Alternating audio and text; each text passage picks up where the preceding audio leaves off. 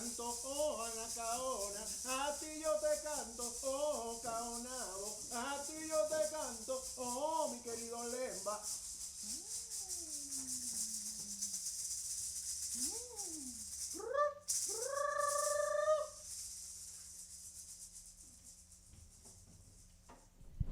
The power of the spiral.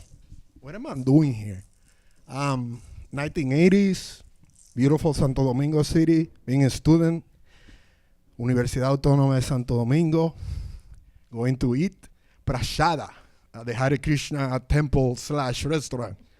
I used to see this beautiful young woman. I'm like, wow, she's hot. And then Luis Diaz, guitar player, and Duluc, his two partners. Then, the 90s, the infamous 50th centenary, and the protest, and Silvano Lora, after receiving the ships that came from Spain, retracing the voyage of the unnamed,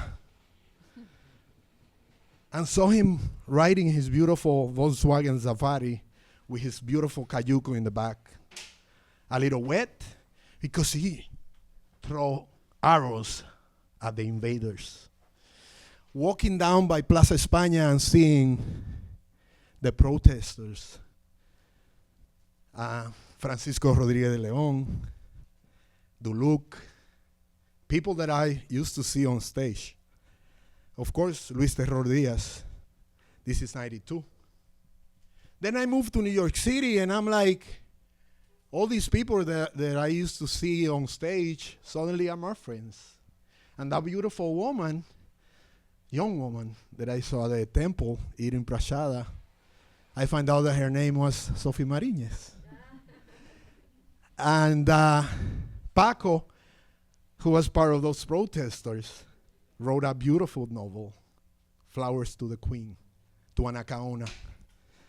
And I was so lucky that he asked me to do the cover for him. And that's the cover. And I collaborated with Terror and with Duluc. I ended up playing with Luis and Terror. El Terror. And if you ask me what I'm trying to say, I'm trying to say that I'm definitely identified with the power of the spiral and the aesthetics of the spiral. We don't need to understand connections, but they do happen. Saying this, it's my honor to introduce Sophie and this book. And I'm going to read, and now it's going to be the formal part of this. Please, we're going to have a chance to ask questions, to make comments, also have a chance to get the book, to get it signed by Sophie at the end. And thank you all for being here on this beautiful Sunday afternoon. Lauren Derby, she's a professor of Latin American history at the Bradford Burns Chair of and the Bradford Burns Chair of Latin American History at UCLA. Her publications include the prize-winning The Dictator's Seduction, Politics and the Popular Imagination in the Era of Trujillo, the co-edited volumes Activating the Past, History and Memory in the Black Atlantic World and the Dominican Republic, Reader, and most. Recently, well, this is in French. Bear with me. Bear with me. Terreur de la frontière. Le massacre des Haïtiens en République Dominicaine in 1937. I don't know how to say in French. Thank you. Co-author with Richard Turitz and edited by Watson Dennis in Port-au-Principe, Haiti in 2021.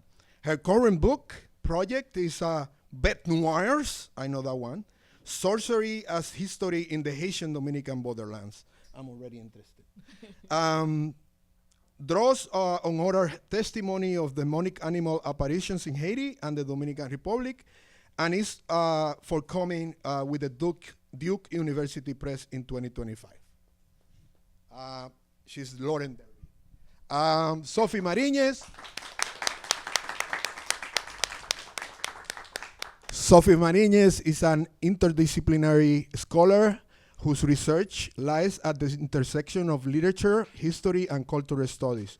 She's a professor of modern languages and literature at Borough of Manhattan Community College, where she won the Distinguished Teaching Award in 2021. She's also affiliated with the French PhD program at the Graduate Center, City University of New York, and regularly teaches for the MA in the Study of the Americas at City College. College's division of interdisciplinary studies. She's the author of Mademoiselle de Montpensier, Writings, Chateau, and Self-Construction in Early Modern France, 2017. The co-editor with Daniel Hontinot of Jacques Biot, Renaud, J'essaie de vous parler de ma patrie. Thank you. And the series editor of the Caribbean series at Brill, a long-standing academic press in Europe. Her most recent book, The Spirals in the Caribbean, Representing Violence and Connection in Haiti and the Dominican Republic, with Penn Press in 2024, received support from the National Endowment for the Humanities, the Mellon Foundation, and the American Council for Learned Societies. So, without further ado, I'm going to pass the mic to both Sophie and Lauren, and please enjoy the conversation. Save your comments or questions for the end. Thank you so much for being here.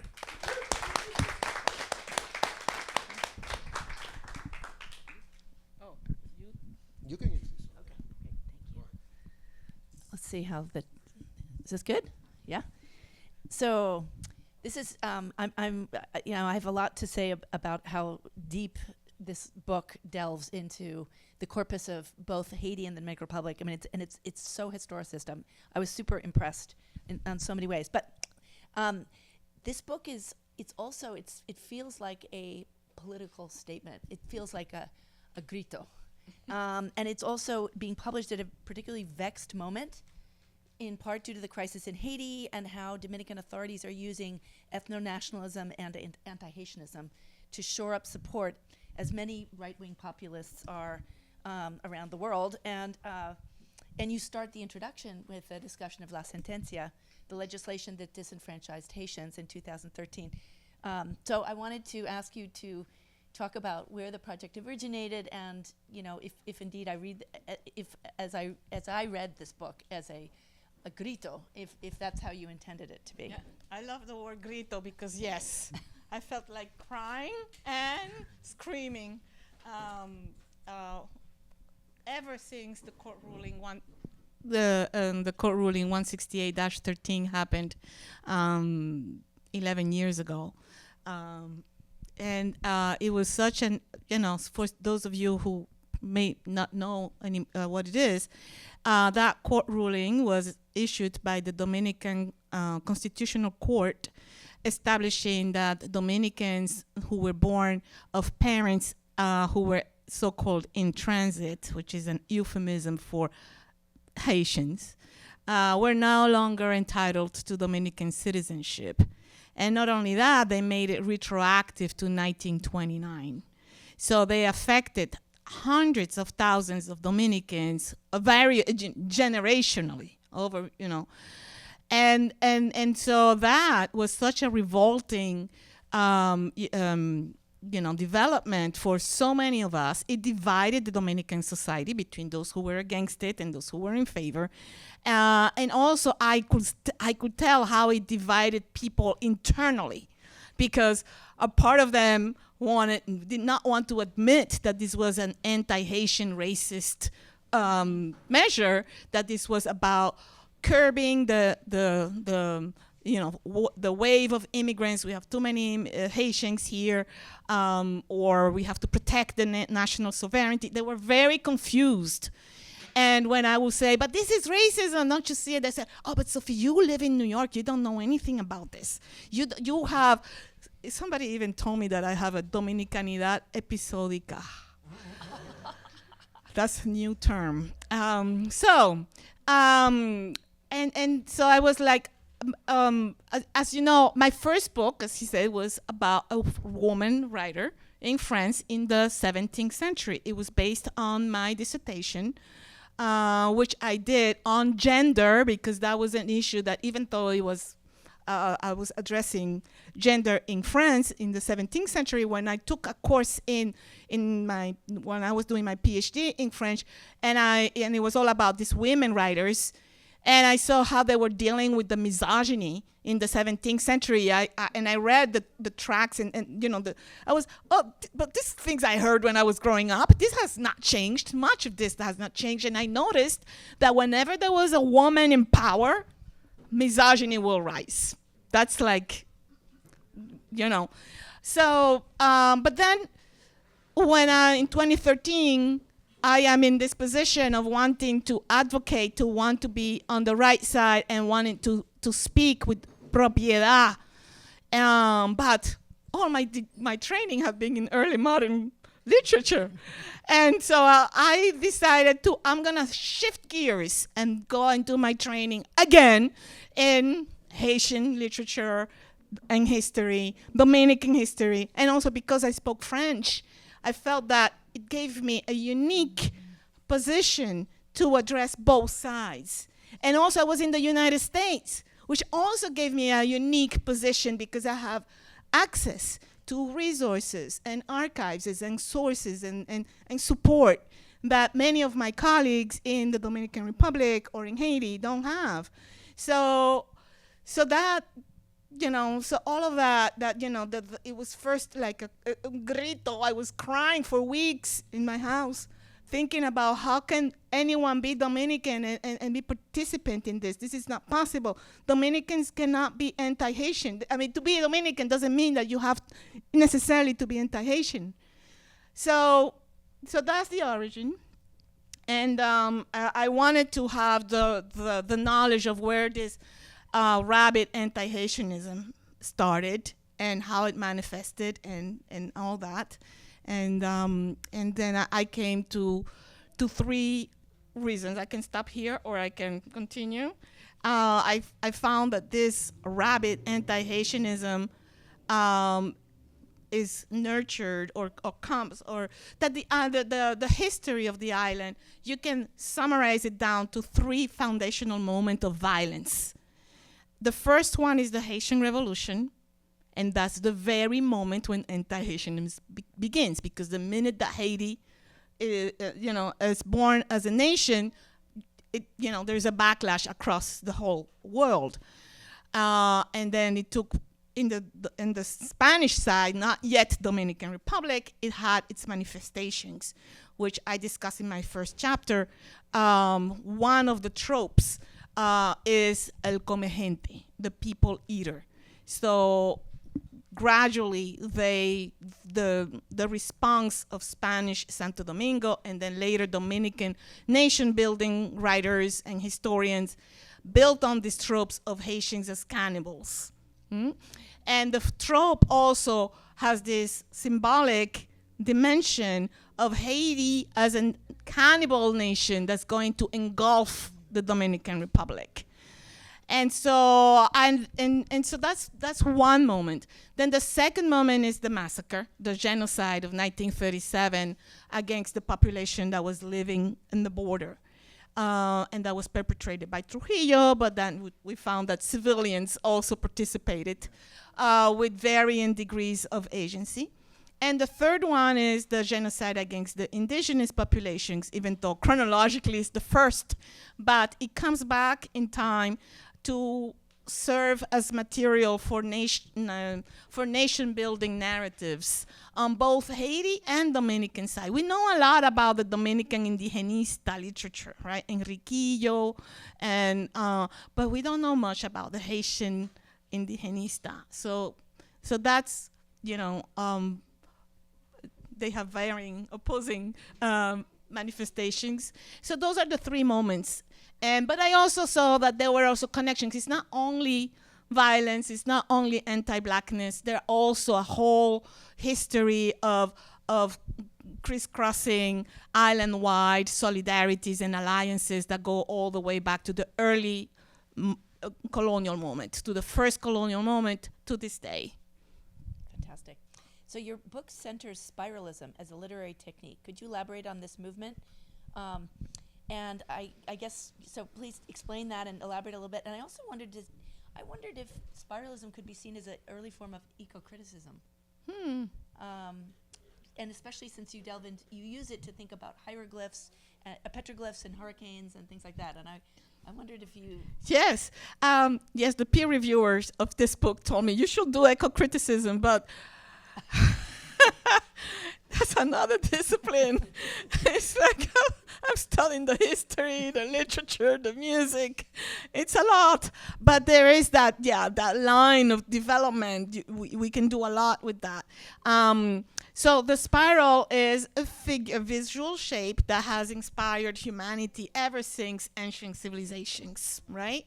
It's nothing new.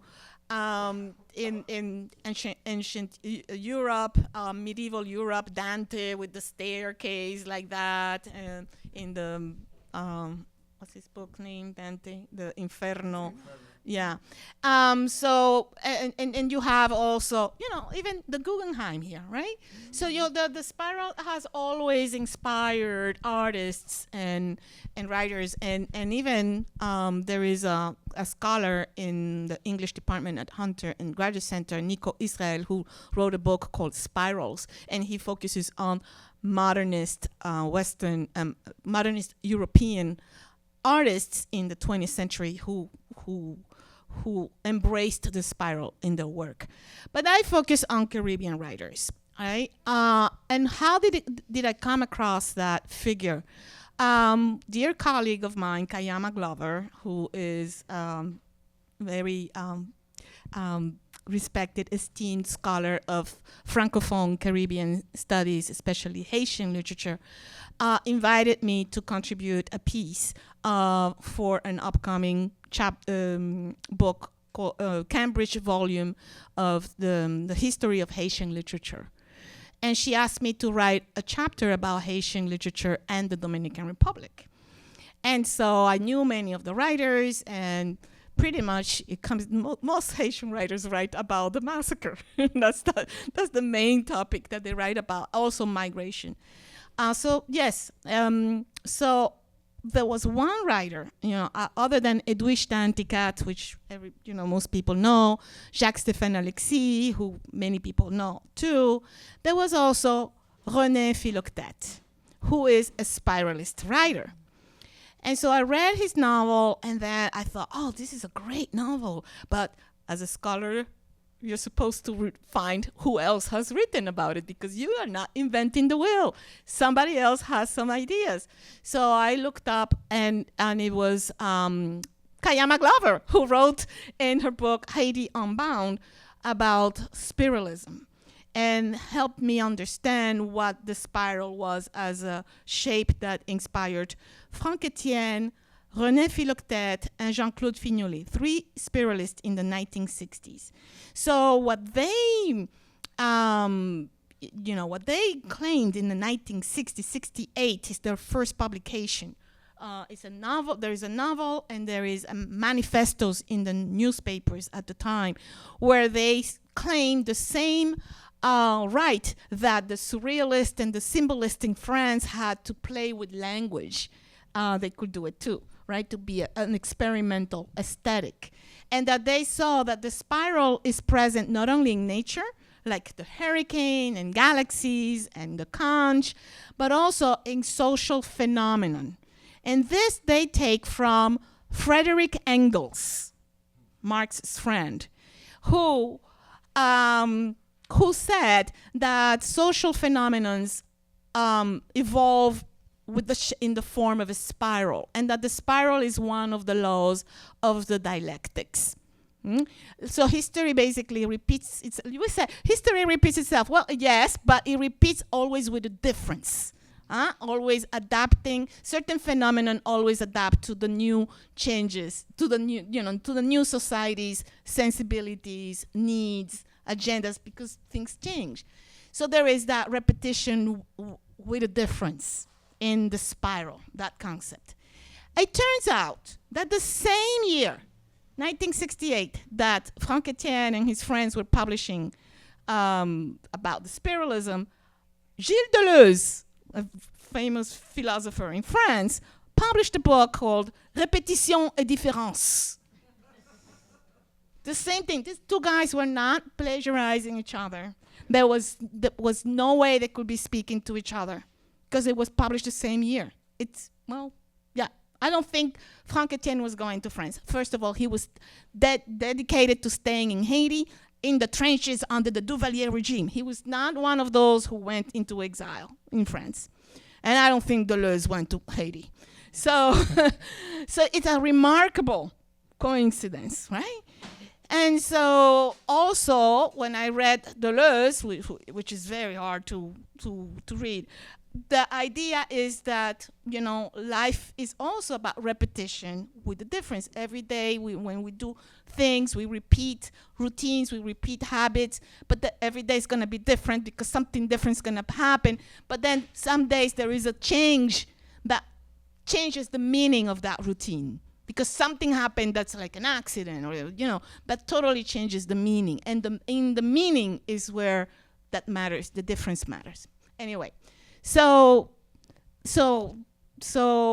reading Kayama Glover, reading Franck Etienne, and then reading René Philoctete's novel about the massacre in the Dominican Republic, where much of it happens, obviously, in the Dominican Republic, I realized, spiralism doesn't restrict itself to Haiti. It's not about Haiti. It's about at least I can extend it to the Dominican Republic. Let's be modest, right? And here I have René Philoctete doing it. I'm not making this up. He's doing it first, right? And so yes, the spiral is something that we can extend not only as writers, as artists, but also as an interpretive tool to see how certain phenomenon and certain cultural productions repeat over time. And so the way I applied it was not just to extend it to Dominican Republic, but also to extend it to culture as an analytical tool to see how certain oral traditions change over time. And that trope that I mentioned before, el come gente, starts in the 1790s as a name that the population used to characterize a series of rebellions that were happening in Santo Domingo at the same time that the insurrections were happening on the French side. But that never became a full revolution because they were weaker, they were smaller, they were not organized, they didn't have support of other empires interested in taking over at some point it happened with the Haitian Revolution. It was not that kind, it was an impoverished colony, so it didn't elicit as much interest. So it just stayed at that level of rebellions and they identified that there was not just one come gente, because when I found in the archives was that letters from the authorities, the Spanish Santo Domingo authorities, asking Spain, please send reinforcement because we're afraid of what's happening in Saint Domingue, right? This is always gonna happen, right? Oh, we're afraid of what's happening in the other side. Please send help. And to prove how bad things can be, there is this negro incognito here doing all kinds of things. People, call him el come gente. But then, so they sent authorities to go after this so-called come gente, but the authorities who were not, they thought it was one figure who had supernatural power to go from one town to another town and kill people. he says, this is not one comegente, this is many comegentes, and they're just criminals. And we took them, we arrested them, and we are putting them back to work, meaning enslaved them again. So at the beginning, the comegente is just a rebellion, rebellion of freedom seekers. You don't hear about it for 100 years. At least I couldn't find more documentation. And until the 1880s, when there is a need for, there is a need for starting to create a separation or a need for investment of the United States into the sugar industry that was coming in. Then but it's the form, it takes a really deeper form in the 1890s, which is a moment of national building narratives where there is more intensity in distancing from Haiti and claiming the Dominican Republic as white, Hispanic, and therefore trustworthy for investors, as opposed to Haitians who are black and savages and cannibals and all that. So the story that comes up in the 1890s is, this was a Spanish foreman who was mildly educated, and he went to El Francais to learn something, and there he worked with the local slaves, but they put a guangua on him, they put a curse on him because he was learning too much, and they los descompuso, and the devil was inside him, and he came back and eating people and with illegible language, and he lost his identity, and the illegible language turns out to be Creole later.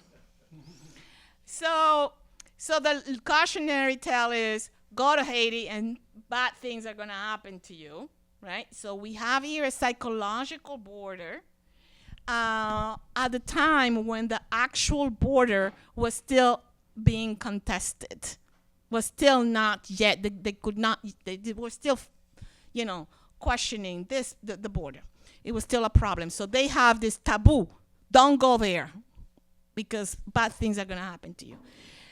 So do we have that? And then in the I'm just showing how the spiral works. And then in the 1990s, you have Jose Francisco Peña Gomez, who is a survivor of the massacre of 1937, and ironically became the most amazing Dominican political leader ever. Ever.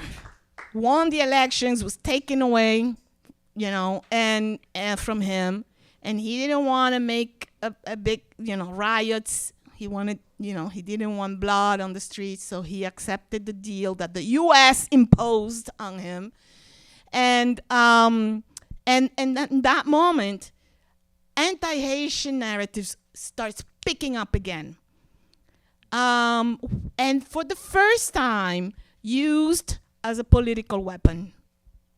Before it was not a political weapon, right? None of the stuff I told you, there was politics involved. It is the first time because his opponent, Joaquin Balaguer, who received those replicas of the carabelas in 1992 and was a right-wing, anti-Haitian, everything bad, a racist, and a puppet of Trujillo during the Trujillo regime, and killed many people when he was a president too, and died in his sleep when he was 100 years old. He had nothing to offer to the Dominican people. And so the only thing he could offer was, I was born in Dominican Republic and therefore I am loyal to the Dominican Republic. Beware of those who are not. And questioning Peña Gomez's loyalty to the Dominican Republic, even though he had been the leader in 1965 who called the people to the street for the revolution, for people to fight against the U.S. occupation, against the to fight for the restoration of a president, Juan Bosch, that had been overthrown a year before by a coup d'etat backed up by the CIA. And Peña Gómez called the people to action. And that at the time, they liked that. Nobody was anti-Haitian. Right? And he brought that party to victory in 1978. He didn't put himself as a candidate because he knew the country was not ready for a black president. He allowed others, white guys, to be president. And then when his turn came in the 1990s, even though he had the most amazing social democratic program, because he was a social democrat, he realized we have to accept capitalism, right? We have to accept it, but we have to have a social net, a safety net for the people. We have to have social programs, we have to have education, we have to have un gobierno compartido, God forbid, whether they share power. If you look at his program, Primero la Gente, Gobierno Compartido, that in itself is worth, I was gonna write a chapter and then it's like, I can't do this. It's worth a whole book, that in itself. And Jose Francisco Peña Gómez has been silenced. We don't know about his amazing, amazing pensamiento. He has una colección de pensamiento, 17 tomos that he published in 1986. I only took a quick look. Oh my God, just digitizing that will be a service to the Dominican Republic, but they have silenced him. We don't know much about him. We only know that he was a victim of racism. Was he? Really? He won the elections. Yeah. He won. There was at least 48% of the population that voted for him. What does that say about the Dominicans? You know? They didn't matter. They didn't care that he was, who he was. They liked him. They liked his ideas and etc. Anyway, so that, and then the spiral. So I ended there. Little did I know that the Come Gente will come back last month in the United States of all places, transformed with a difference, because now it's not the Come Gente, it's the pet eater. And it's used again for political reasons. But now it moved to U.S. It migrated to the United States. So don't you think that, that Trump has an original comment? He's just copying the Dominicans. He's a family of plagiarizers. Anyway. Well, the thing that I found really astounding is this. I've been working on these topics for a very long time, and I was kind of embarrassed and astounded that I learned a lot from your reading. Like the fact that your careful attention to sources in the Come Gente piece, I really hadn't thought about the ways in which your close reading of these different iterations was different as time went on. I thought that was like really astounding, and I thought I knew about the Come Gente. So I was like, what?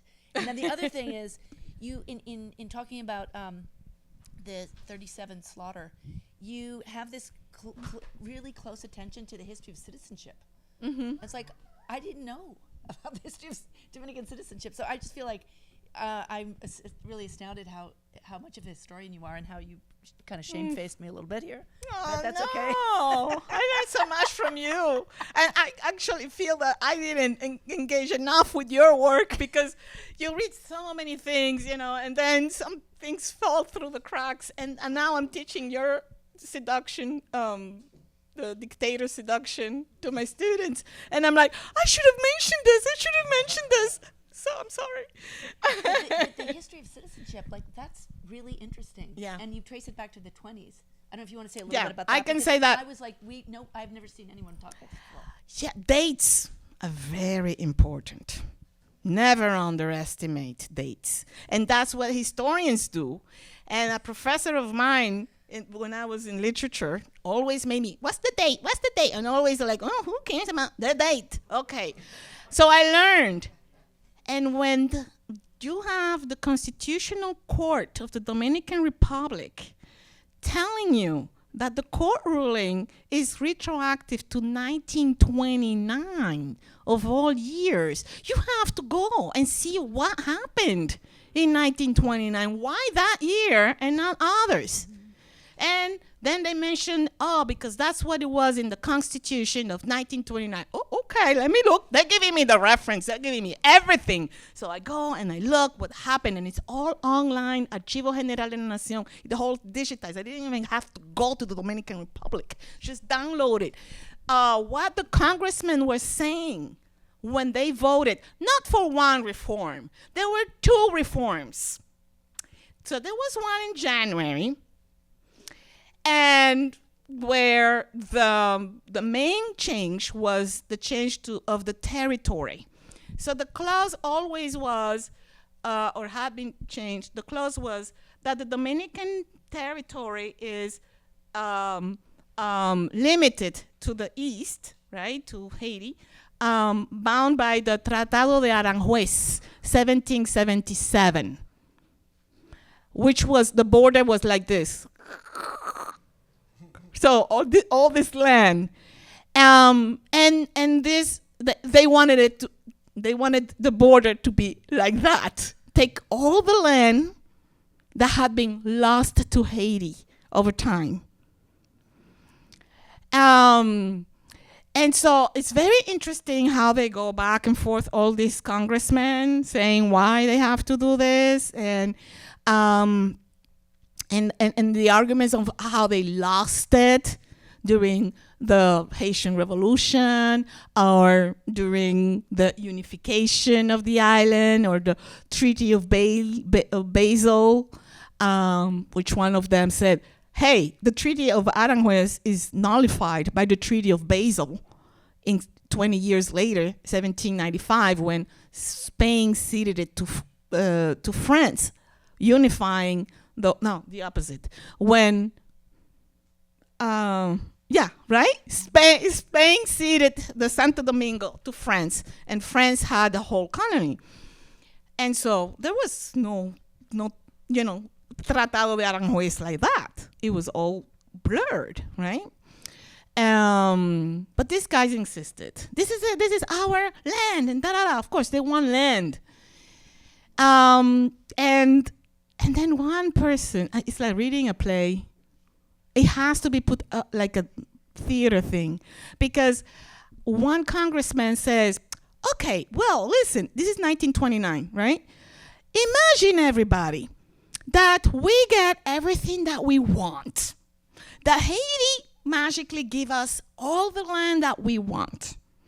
What are we going to do with the inhabitants of that land? Because you may recall the recent Treaty of Versailles, which ended World War I in Europe, and where Germany ended up very badly, morceled, and all the lands were reshuffled, and they had people who had one nationality one day had another nationality that maybe they didn't like, And so that was a lot going on with those. And then they said one law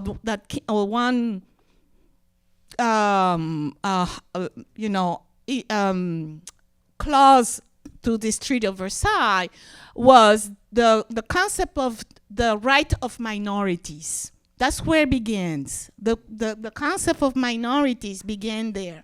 Because let's say Poland takes all this land from Germany, just hypothetically, right? These Germans, who are now Polish, according to the right of minorities, Poland has to respect their language, their culture, their religion, everything. So they end up having the right of being culturally a minority, but their citizenship of Poland, right? So, and then another congressman was saying that that Haiti, there was a lot of opposition in the press about this change. And they said, oh, we cannot do a change in 1929 when Haiti has been occupied by the United States. They're not a sovereign country. They can come back later on and say that treaty is null, right? A treaty for a new border. And he said, well, Haiti has sovereignty. They were part of the Treaty of Versailles. They know. They have a diplomatic corps. And what if Haiti gives us the land, but demands us that we respect the rights of that population who is all Haitian? Nobody says anything. No. Nobody says anything in these documents. So they sign, and then 2 weeks later, President Bourneau from Haiti and President Vasquez from the Dominican Republic, they sign an agreement, and they trace the border, 1929, and a few months later, Peñavalle declares that it's done. Okay. There were only a few spots that were not done. Second reform. Now the congressmen decide what to do with these people. And that's when the reform is about nationality. First, they reform the territory clause. Second, they reform the nationality clause. And the nationality clause, until then, had been the most democratic clause you can possibly imagine. Since 1865, with the Restoration, the War of Restoration, jus soli dominated that. Jus soli is the birthright of anyone born on that land, right? The law of the land. That's what jus soli means. And anyone born in that land is entitled to citizenship. In 1896, just a couple decades later or earlier to our moment, they even amplified that jus soli. Has the right to Dominican citizenship all those born in Dominican Republic of unknown parents, foreigner parents, like 4 different categories, like just to prevent any possibility of questioning jus soli. So there's no possibility. 1929, jus soli are entitled to citizenship all those born of Dominican parents, all those born on Dominican soil, except those of diplomats' parents and those in transit. No, I go back to those bulletins. What those congressmen said about that change. Found it. And there was a big controversy. Oh, we need to change that to in transit. Why? Because one person, they all agree, but there was one congressman from Santiago who said, I think this is a little harsh, because the people who are born of foreigner parents, they won't be able to get their citizenship. And the congressman who responded, who was from Aswa, closer to the border, said, and obviously with more vested interest, he said, we have to, because those people cruzan y no se detienen.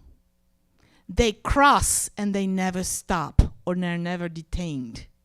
So he is referring obviously to the people who are crossing the border, right? That's the word he used. Crossing the border. He's not referring to our understanding today of in transit as people who fly on a plane. There were no planes. Who fly on the planes and they stay there for 10 days and a woman gives birth there, right? That those kids are not entitled to the citizenship because they are just in transit. So it was obviously referring to the population, to that came back and forth, not just even migration that settled, right? That will come back and forth. And also, they say the problem is that we cannot allow them to have dual citizenship because they can be born here and then go back and claim Haitian nationality. And at the time, dual citizenship was a problem because nationality is more than an imagined community. It's an allegiance, a political allegiance. And in times of war, you have to decide to whom you have pledged allegiance. And that is why these anti-Haitian people did not want to allow those residents to have two nationalities. And that ever since, we have a constitution of the Dominican Republic that is fundamentally anti-Haitian. And that is the sad conclusion of my finding. But this is so important, and nobody's told this story before. So you've kind of become a legal historian. You've become a historian, which is crazy. But anyway, I also, this is a small point, but I really appreciated that you brought in, Susie Castor and Pierre Charles, who I met. I think Pierre Charles died of COVID, didn't he? Oh. He died yeah. He did? Yeah. I thought he was dead long before. Did he? Maybe was it the earthquake? Anyway, I met them both, and they're just such lovely people. And this is like more of an observation about the material in your book. But I was thinking about, they studied at UNAM, didn't they? UNAM. Yeah. I wondered. I think someone needs to write a book about, Dominicans in exile at UNAM and how they may have come to see Haitian-Dominican relations in a different light. Yes. Because they were at UNAM, and I mean, Enrique Sureña was at UNAM, was he not? Before, The like father- a previous generation. Yeah, I mean, there's a whole history He was in of Mexico. political exile, Dominican and Haitians Yeah. going to Mexico and seeing their own countries in a different light. And I feel like somebody needs to write about that. So, a little... Yeah, I mean, during the dictatorship, there was a moment in the 1970s where there was a dictatorship in Duvalier, and then Balaguer was another dictator. So many people went into exile to Europe, some, and Mexico was a natural place. And Mexico was a refuge of many exiles from other countries, has a tradition of that. And then Dominicans and Haitians will meet in exile for the very first time. And in the 1970s, intellectuals from both sides coincided at UNAM in Mexico, University of Nacional Autónoma de Mexico. And they did the first Congreso Dominico-Haitiano with historians and other social scientists, and they published the first 2 volumes of essays about Haiti and the Dominican Republic in 1974. That's really interesting. Okay, I see some of the work on the 70s and the 90s. That's kind of a part of a new, trend that I think is so interesting. And for those of us who are interested in political history, it's so interesting to. I was in the DR when the Faro Colon was. I didn't know that. I'm so embarrassed. I didn't know that there was a big protest movement against it. I wasn't aware of it. But this is such an important history that you tell, and also the ways in which music figures so importantly. Duluc and so forth, and Luis Diaz. And I have to ask, where did he get the nickname Terror? Oh, that's my favorite story. And I know you were friends, so. Yeah, we were friends. No, but I have the official story from his wife and his best friend Duluc. So I interviewed them separately, and they, to corroborate. Okay, so the story was El Terror.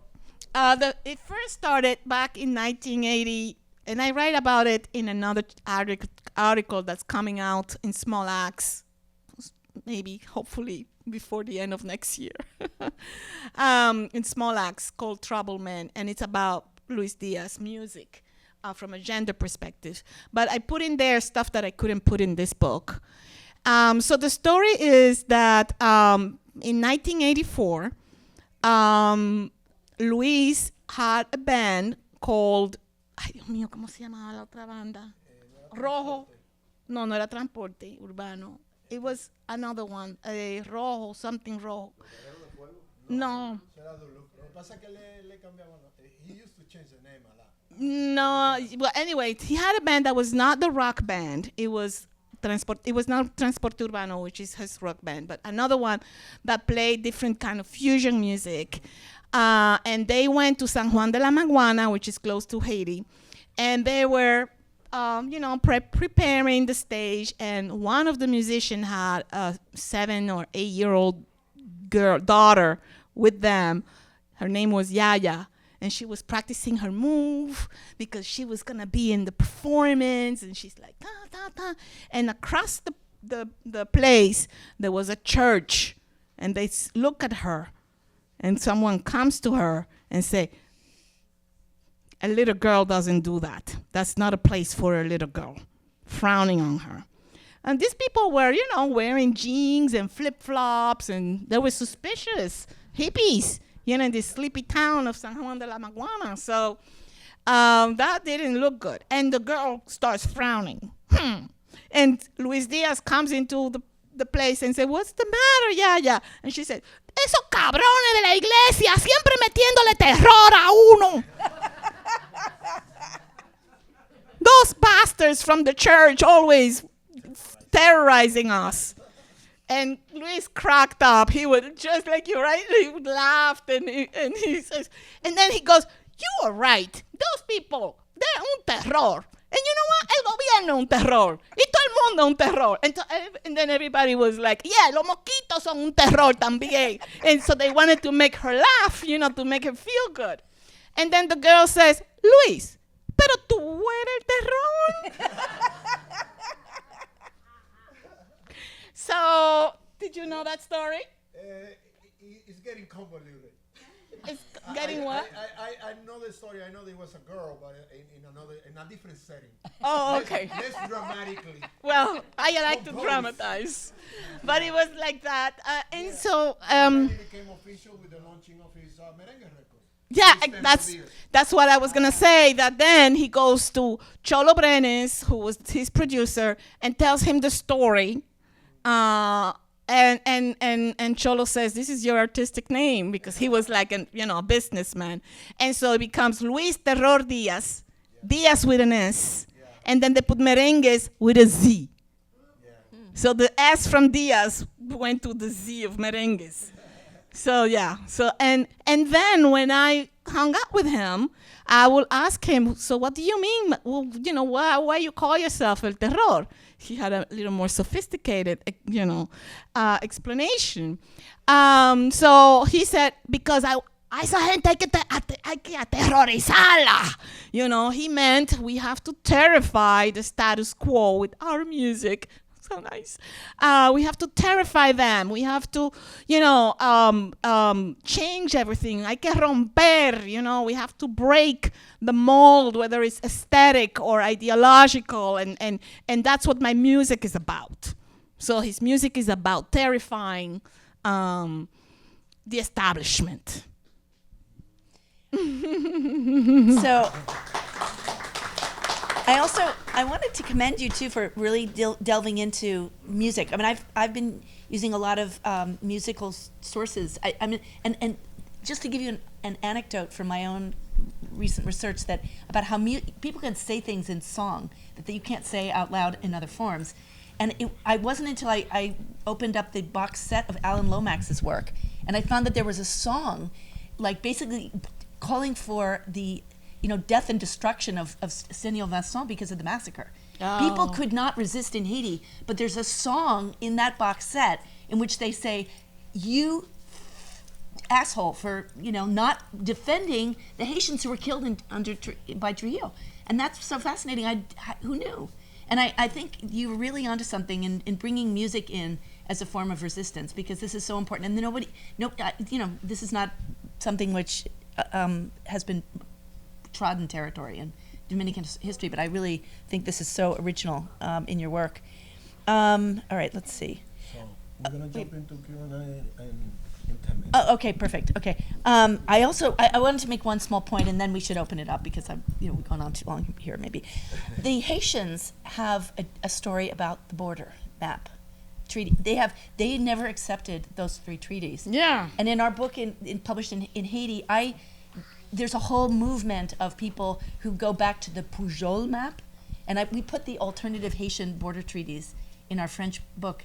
And this is something that has really been understudied. And I just wanted to, Arthur de Mathéis has a book on the Haitian version of the border treaty. So anyway, that's something I wanted to bring in. But anyway, I don't want to belabor this any longer. We should open up for questions. But anyway, what a fantastic book. It's such an impressive, fresh, deep engagement of the entanglements in on both sides of the island, and also such a deep reading of both, the archive of Haiti and the DR, and I'm just like, it's so great. Yeah. Thank you. Thank you so much. Let's give it up. Sophie and Lauren.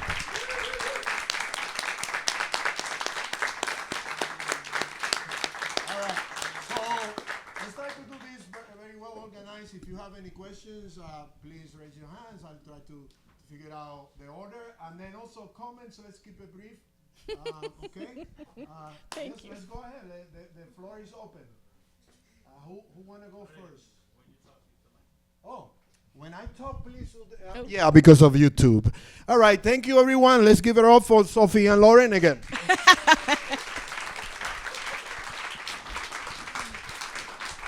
How you like it, Mr. Boy? All right, let's keep it brief. Any questions, please raise your hands. Any comments? Less than a minute and a half. Let's give it if there is a comment, okay? Thank you so much for being here. Also, there's some other books connected to the issue at hand, the Dominican and Haitian relationships. You can also, before we leave, check it out. And if you want to get a copy, and remember that you can get your book signed by Sophie at the end here in this table. Also, we have some tiny drinks. Please indulge, not too much. But yeah, here we go. Mister. First question. Yes, no, actually, it's not a question. I just have a comment regarding what you mentioned about the new wave of hate that began in the 90s. I just came back from Dominican Republic, and I don't know if you noticed, if you know, that 2 weeks ago, the government, they declare a massive deportation. They say they're gonna deport 10,000 Haitians every week, and it's happening. So that's 1,500 people a day. They don't have any logistics. They didn't have any plans, and basically what's going on now in Dominican Republic is a human hunt. Yeah. So they hunting. So it's like the worst that has ever been since 1930s. massacre. Yeah. Since the massacre. So I just wanted to mention that today. Yeah, thank you for that. I mean, Yeah. he said it all, and thank you for bringing that up because it seems to never end. But one of the things also about anti-Haitianism is that it always peaks at a certain moment. Right? It always like they have it under the wing, and they bring the anti-Haitian card and policies to serve certain agendas and as a smoke screen to hide other things. I mean, I'm not diminishing what's happening. The violence is horrendous, but it's done in a moment to distract also the attention from other things that are happening. I hear a lot of people in the Dominican Republic are unhappy with the new tax reform. So Definitely, they do some. this deportation the same day that The tax reform. Yeah, it's like always like that. And I remember in 2015, when there was this other wave, and then the president decided to do the immigration regularization plan, and there were lines of Haitians waiting for their papers and all that. The same day that he declared this rule of the new law 169 14 or something like that. It was also for the constitutional reform to allow him to be reelected for presidency. 2015, Danilo Medina. Run again, yeah. to run again. So that went through with nobody commenting, nobody saying anything. Everybody was busy with the Haitian drama. You know, I mean, which was on the expense of so much suffering of the Haitian population. I don't know how they can imagine new ways of extorting money, extorting suffering. It's like, how much else are you going to get from these bodies and humans? All right, Greg, and then. Thank you for writing this book. I look forward to reading it. Just a question. I was born here. My parents are both Dominican. And so this question that I'm going to ask you is about so I'll just ask it. How do you recommend that those of us that have families where that is happening, I just had a conversation recently with some cousins, and so you hear these tropes. You know, you hear the same sort of talk, and sometimes even in your own family, you face racism, right? Of course. So, you know, how do we start that conversation? How does somebody who's got family that is saying these things, how do we even start that conversation? What do you recommend, or what? Yeah. It happens to me. You know how many people, members of my family I stopped talking to, or friends I've lost because of this. And you know, in another event, somebody asked me exactly the same question, because it's like, you know, here also with the Trump thing, right? It's dividing families and friends. So it's hard because it's personal. It's your family. Sometimes it's your mother, your father, your sister, brother, your own child, right? Who thinks that way, and you can't divorce them, you know. So I would say try to, if you think they're not too fanatic, it depends the level of fanatism that they have. Sometimes it's a lost cause, you know. But if you see that they are like trying to understand and like, you know, not set in their ways, you can reason and tell them, you know, I understand, you know, accept some of the things, right? Where they're coming from, so that you make them feel validated in their concerns. I understand what you're saying about too many migrants and so on, but you know, the migrants have been working and creating, building the construction, building, you know, the hotels and the town. And when we want them to build, we hire them.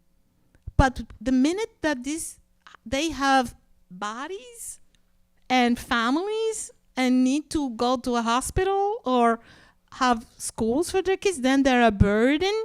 Don't you find there's some dichotomy here? You can't just have the arms. No son braceros. That's a word from slavery. Yeah. Slavery, they counted the humans by pets cabezas. Yeah. 500 cabezas, like they are cattle. Yeah. And now they count them like braceros, you know? And so you can talk about that, the humanity of the people in question. And also say, nobody leaves their country because they want to. Yep. You know how many Dominicans are going abroad and they're suffering the same rejection that we are, you know, doing to the Haitian migrants here. So don't do to others what you don't want to be done to you, right? Isn't that a Christian belief? So you can talk to them into, you know, draw them into their beliefs in Christian values, if they are Christian, and human rights values, if they are Marxists. You know how many Marxists I know who are anti-Haitian too? Yes. What happened to solidarity with the poor of the world? So it's tough, but it depends on the degree of how entrenched they are in there, because you don't want to get all aggravated with somebody who has a machine gun at you, and don't listen to you, right? And just listen to wait for you to finish so that they can, you know, bombard you with their own nonsense. That's recipe for hurt. So some people are, lost cause. I would say also, somebody said at a Caribbean Philosophical Association that racist people should go to therapy. But therapy is expensive. Not everybody can afford it. Yeah. But I think he has a point. But therapy has to be affordable too. That's right. Sorry? So I'd like to ask a question of my beloved historian friends, a social science approach. And by that I mean some short answer generalizations about the phenomenon. And it is not surprising to me that 45% voted for Peña Gomez, or 70% are basically non-racist, for a small minority to capture political power with intense narratives. So my basic question is, what explains the intensity and therefore the effectiveness of a minority, being in this case a racist minority, articulating a narrative that is either accepted by a small group or a larger group that has conflicting thoughts in their mind, but there's something in the back of their mind, and it's all it triggers them in moments of opportunity to act intensively on behalf of minority view, in this case the racist view. I'm going to suggest three quick ones in a second. Number one, it's often said that economic shocks lead normal people into accepting extremist solutions. A second is ethnic entrepreneurship, and the words themselves, they know how to trigger the masses in moments of opportunity. And a third one would be some kind of post-trauma adaptation to something in history. As historians, maybe you might think about that one first, but it's up to you. You can answer it any way you like. Thank you. Well, I have a quick answer. The reason why those dominant racist discourses spread is because they come from people with power, with money, who can, publish textbooks and impose them in the schools. I mean, anti-Haitianism in the Dominican Republic took hold when Trujillo was the dictator and decided to spread it in the schools and everywhere, in the media and everything.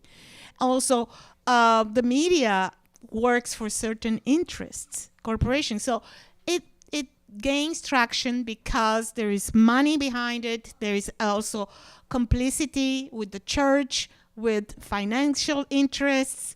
All kinds of actors, social actors, spread it, and also they prey on the very low level of critical thinking of the students, of the general population, because the education is designed so that people don't analyze what they're reading, especially in the Dominican Republic.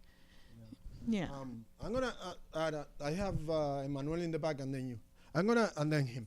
There's three more, and that's it. I was going to add something. I work with young people,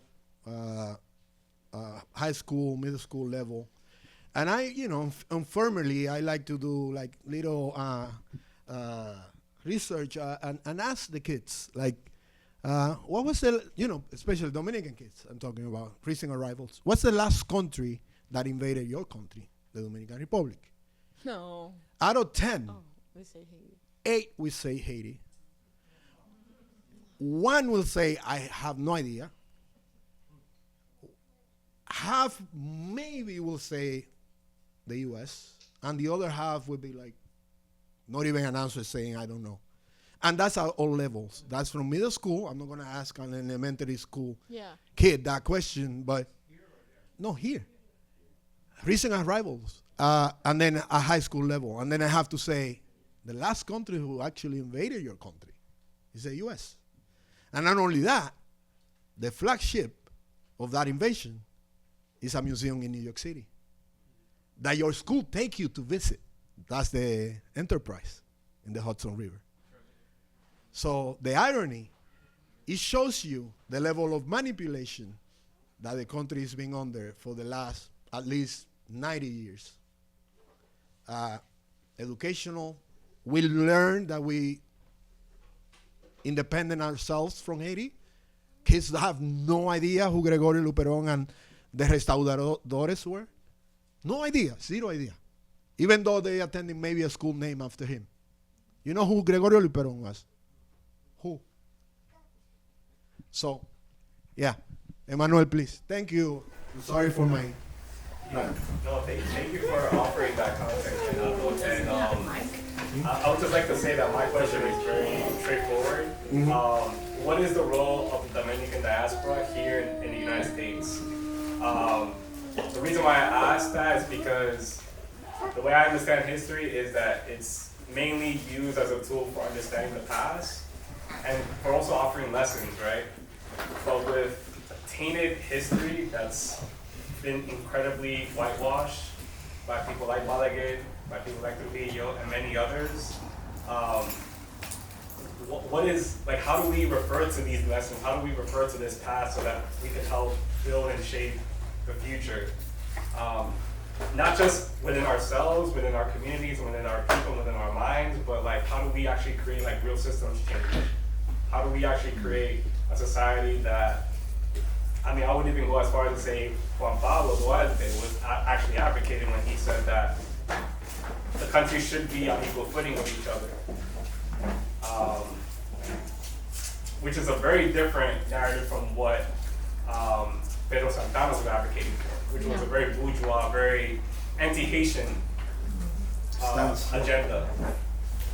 And I will say that, I say that all to say that the Dominican state was created with the intent of negating Haitian identity. Like that's the whole purpose. That was like the reason of separating. And so, what is the role of the Dominican diaspora? Well, the Dominican diaspora brings suitcases to New York, to the States, right? Some are mental suitcases, and they bring the same crap that they were raised with. So anti-Haitianism doesn't stop at JFK. It continues here, and that's why you have very right-wing Dominicans who are anti-immigrant. Somehow they think that white nationalists are gonna make a difference. Good luck with that.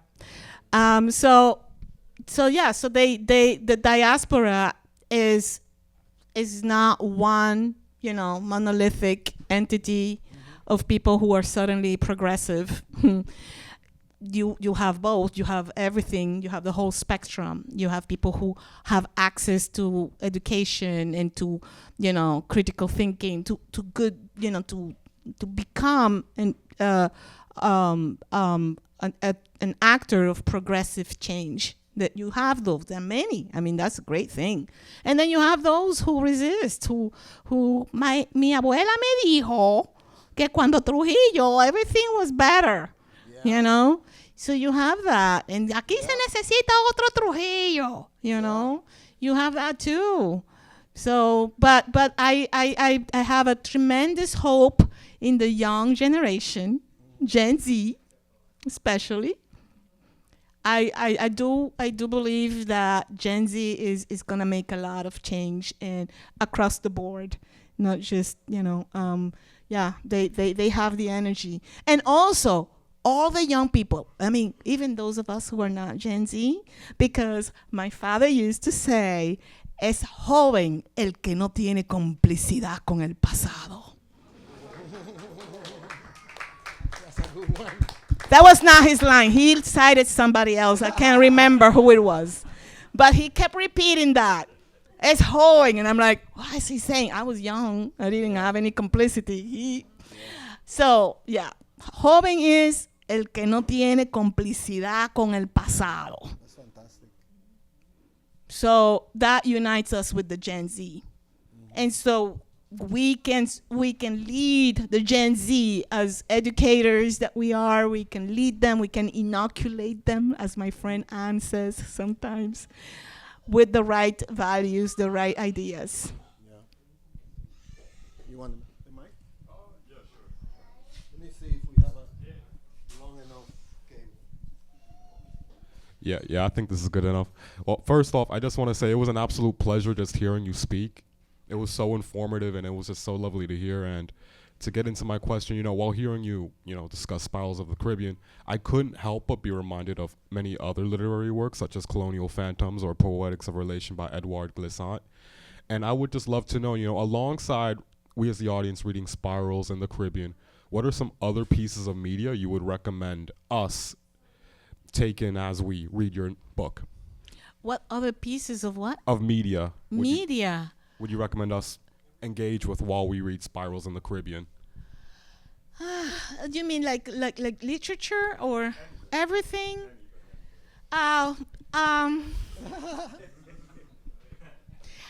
Well, there's so many things, right? And if you want to learn about slavery in the Caribbean, you can go into history, you can go into literature.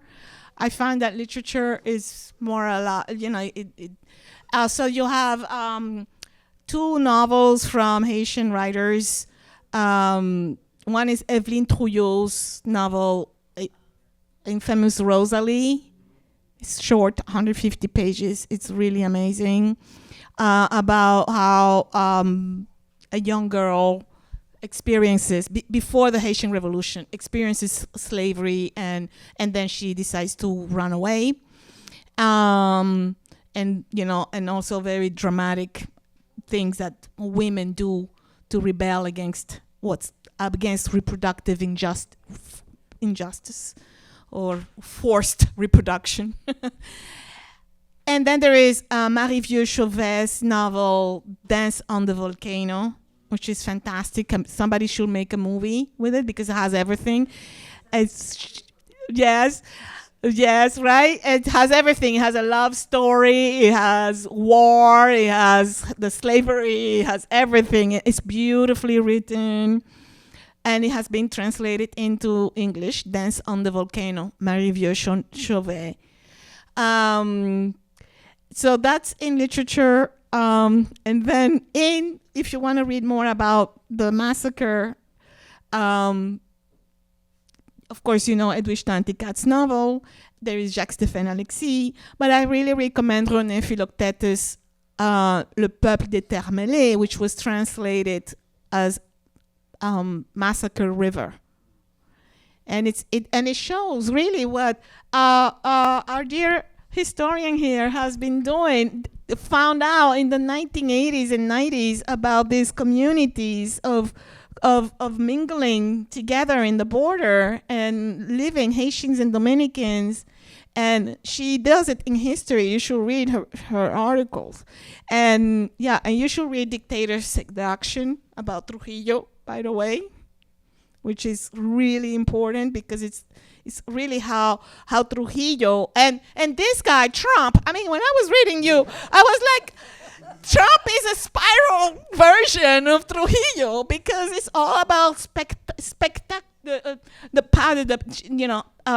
Lawrence's main argument is that power functions through spectacles, right? The theatricality of it, the performance of power, right? There's one of the arguments she makes, and impact on gender and all that.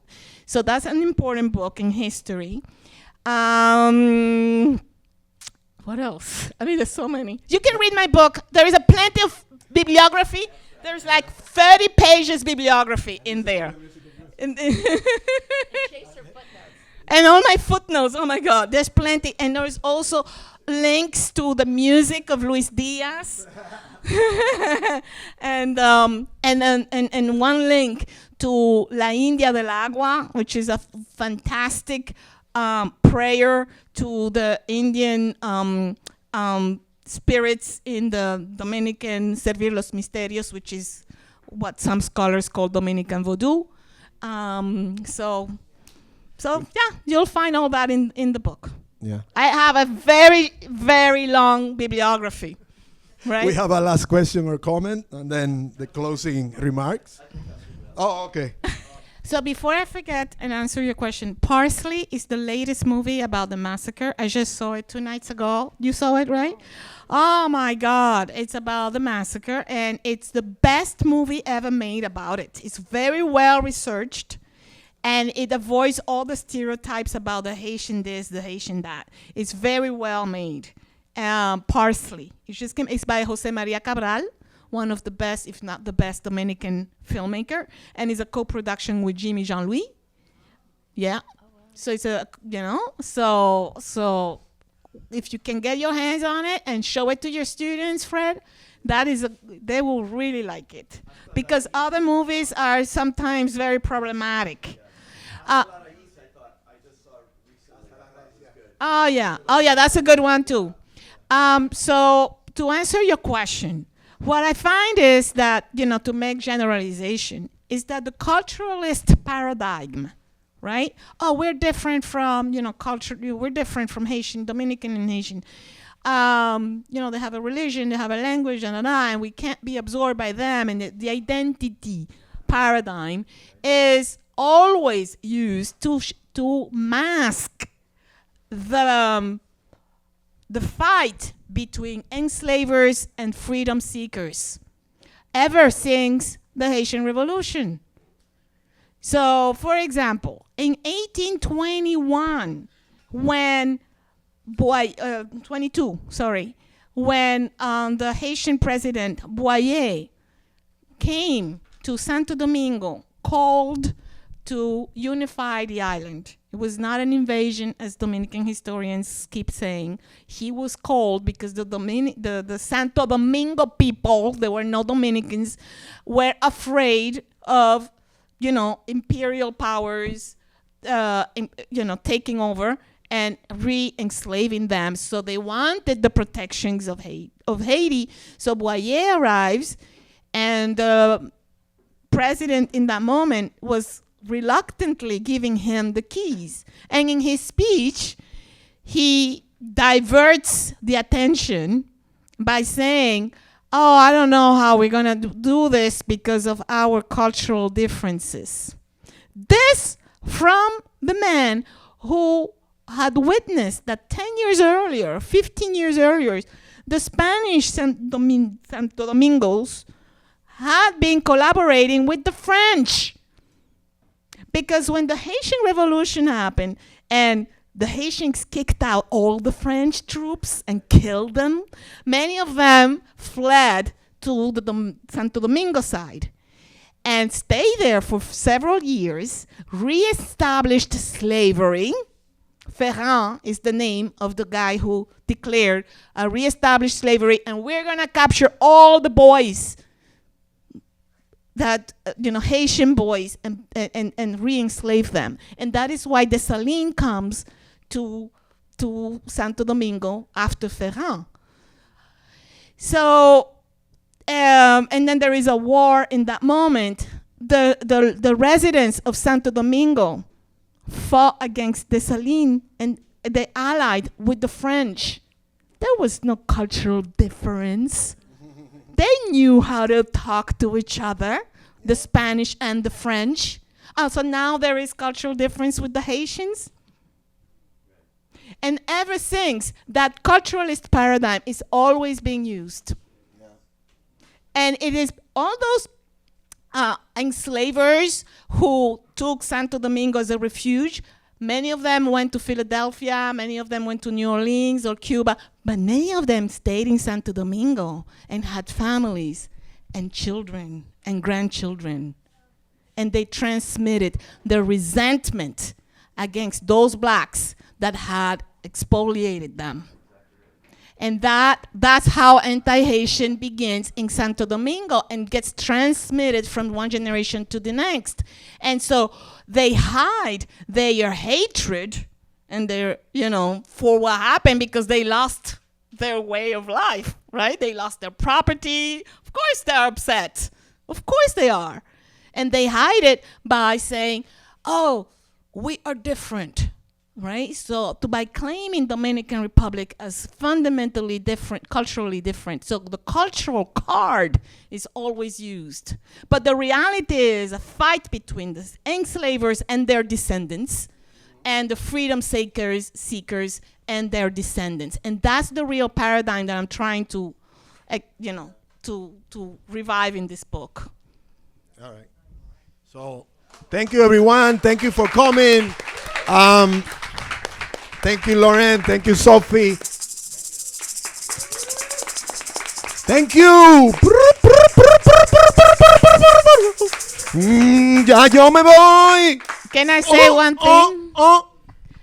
Thank you, Reynaldo. Ya I yo couldn't me have voy. picked you. A the ti best yo te person to canto, do this. oh Caonabo. A ti yo te canto, oh Anacaona, porque me voy.